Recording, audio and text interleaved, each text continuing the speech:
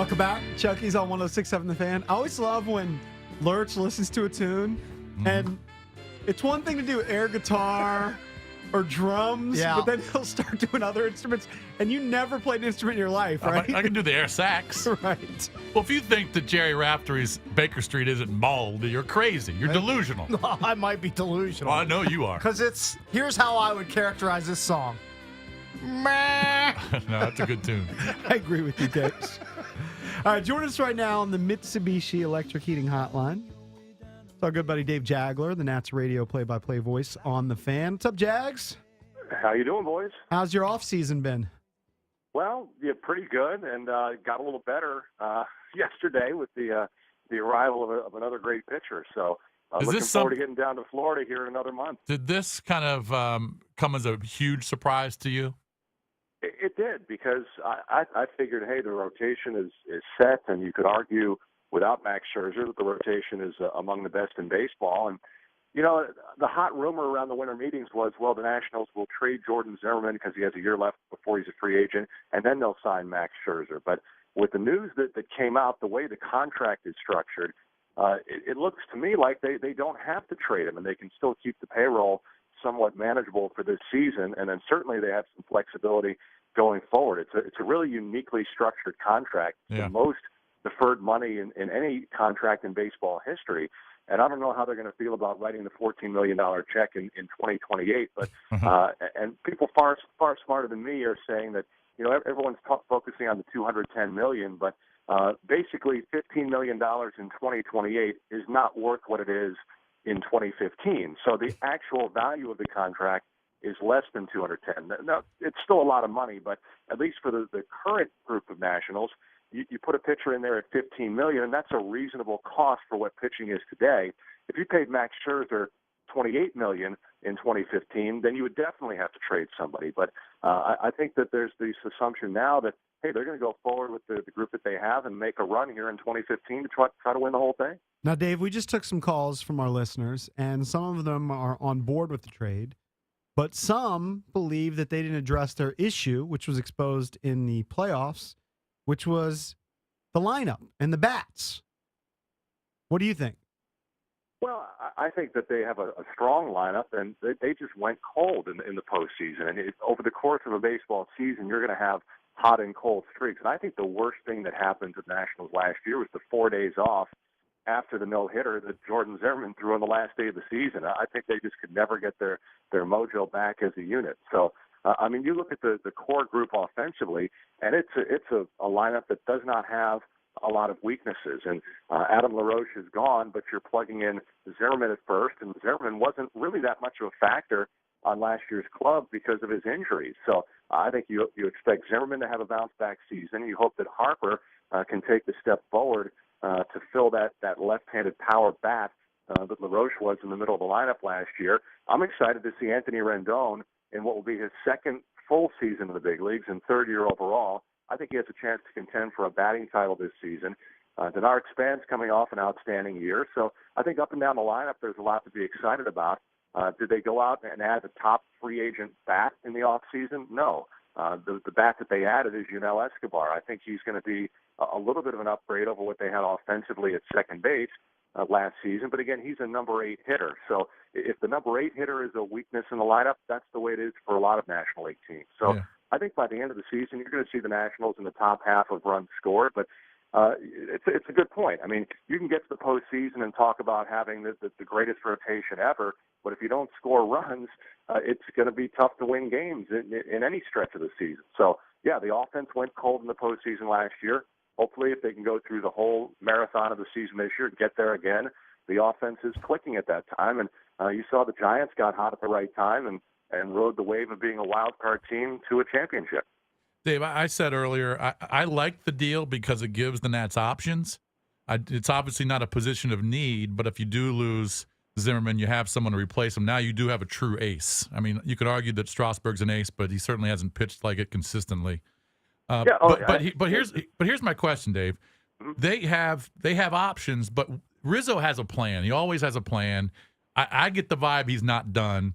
When you have Zimmerman and Pfister up this year, Desmond up this year, Span up this year. All that money could possibly be coming off the books. I just don't think he's done with this, and I can't imagine he's going to go through the entire year with that pitching staff. I think he's going to make a deal to make this team better. And plus, we haven't even talked about it, Dave, and you know the minors great. I mean, Lucas Giolito is going to be a stud, and I think he's going to be in the rotation in 2016. A.J. Cole is a stud. Joe Ross is going to be a pretty good pitcher. They've got some guys in the system they can replace these guys with.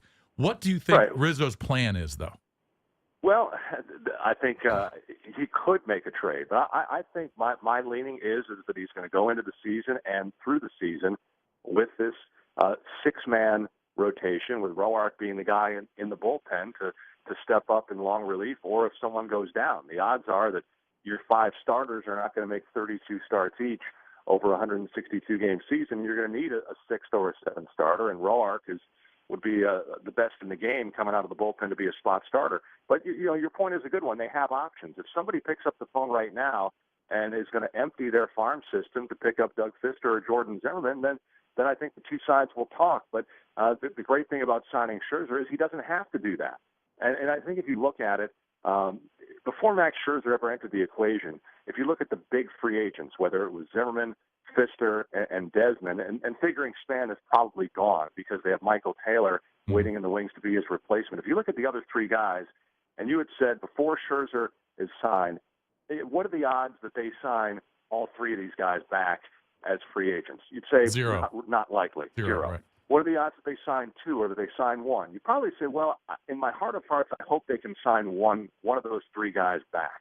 Well, by signing Scherzer at $15 million a year, the odds are that you can maybe sign one of those guys back and have Max Scherzer. So it would almost be like signing two of those three guys back. So I think he has a plan as to how he's going to attack the offseason. But you look at Jordan Zimmerman, and do you want to get in a bidding war with the Cubs? And I think the Cubs are going to come hard after Jordan Zimmerman when he's a free agent. And the year after that, when Strasburg's a free agent, are you going to be able to outbid the L.A. Dodgers for his services when they open the bank vaults? I mean, there's a lot at play. They got Scherzer done so that, hey, if you can keep Fister or keep Zimmerman, then you have those two to pair together along with Giolito and Joe Ross and Reynaldo Lopez, or any of these guys to happen to hit from the farm system coming up. If you can somehow re-sign Strasburg, but don't re-sign Zimmerman and Fister, then you have Strasburg and Scherzer going forward. So I think it just, the options are, that's the key word. You have a lot of different directions you can go going forward, knowing that you have Scherzer anchoring the top of the rotation for the foreseeable future. We're joined by Dave Jaeglar, Nats Radio play-by-play voice here on 106.7 The Fan. Do you think the addition of Scherzer helps Steven Strasburg's development, taking some of the spotlight away from him? Because we know that's the way he likes it anyway. He just wants to go out and pitch. He doesn't want the bright lights on him as far as the media spotlight.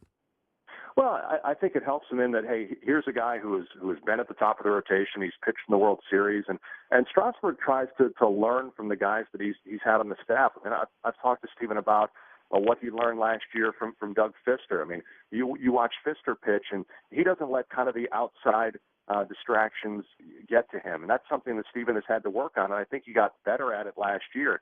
He tried to pick Dan Herron's brain when Dan was here 2 years ago. So, Scherzer's a guy who has pitched at the highest level, and I think you can watch him and learn from him and try to get better. I mean, it's certainly, if you argue that Scherzer, what he's accomplished, makes him the number one starter in this rotation, and you take a little pressure off Steven, and hey, you're going to slot in number two, and that should only make him better. And then, you slot everyone down a spot, and whatever number you want to line them up, Zimmerman pitches the third game, and then you've got Fister 4, Gio 5.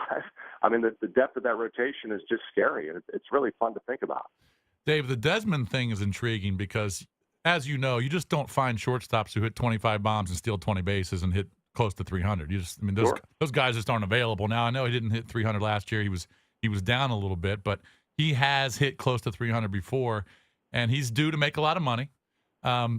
What do you think their plan is at shortstop? Do you think that's a Tulowitzki is a possibility, or is there someone in the minors that they really like? What do you think their plan is there?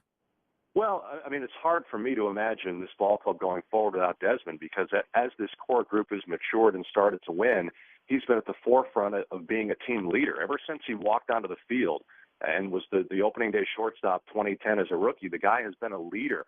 And if he were to leave, I think they would sorely miss that. But, again, we talked about it with pitching. Mike Rizzo likes to have options. And if they can re-sign Desmond at a number that's reasonable for the ball club, they'll do that. But if not, I think they've covered themselves in the short term with Yunel Escobar being a guy who, if Desmond leaves after the season, you could put him in as a stopgap and get a solid defensive shortstop. Certainly a downgrade from Desmond, no question, but a serviceable big league player. The name that everyone is talking about is not even in the organization yet, but he will be if all goes well in June.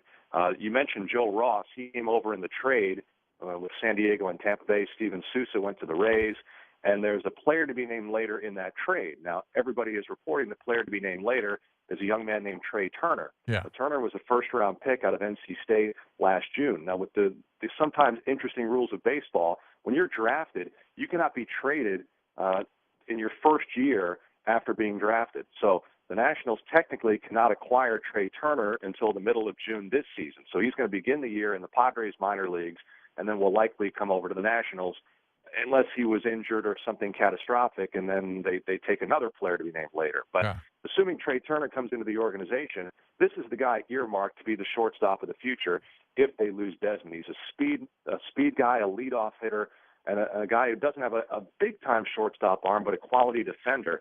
But again, the Nationals, assuming they were to lose Span, would need a leadoff hitter and some speed at the top of the lineup.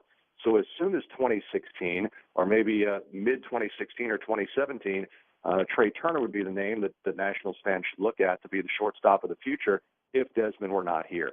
All right, going forward, real quick, got about 30 seconds. Going forward, if they do lose Zimmerman and Fister at the end of the year, they don't trade him, they just let him walk. I've been hyping up Giolito. He's the 8th best prospect, according to Baseball Prospectus. Is Giolito good enough next year, and I mean 2016, to be in the starting rotation?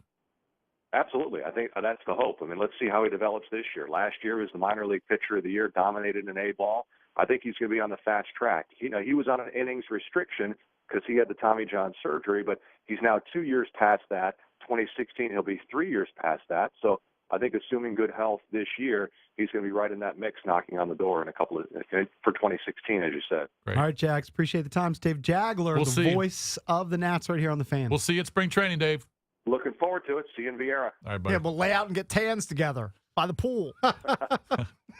Or hang out at that terrible bar. We could at do the that. Hotel. Yeah, with all the oldsters. No, we're going to go to the Italian restaurant. What's that Italian restaurant Can't called? remember. I do like that bar, though, because it makes me feel young and spry. Right. Because everybody in there is 75 years old. Rizzo loves this Italian restaurant down there in Vieira. Yeah. I can't remember the name of it. We've been there for 2 years in a row. And we just have this big dinner, and the Nats pay for it. Yep, it's perfect. That's the key. And I love it. Coming up at 9:20, Clark Judge is going to join us, NFL writer. We'll get back into the Super Bowl. But coming up next, murder in Lurch's backyard. 1067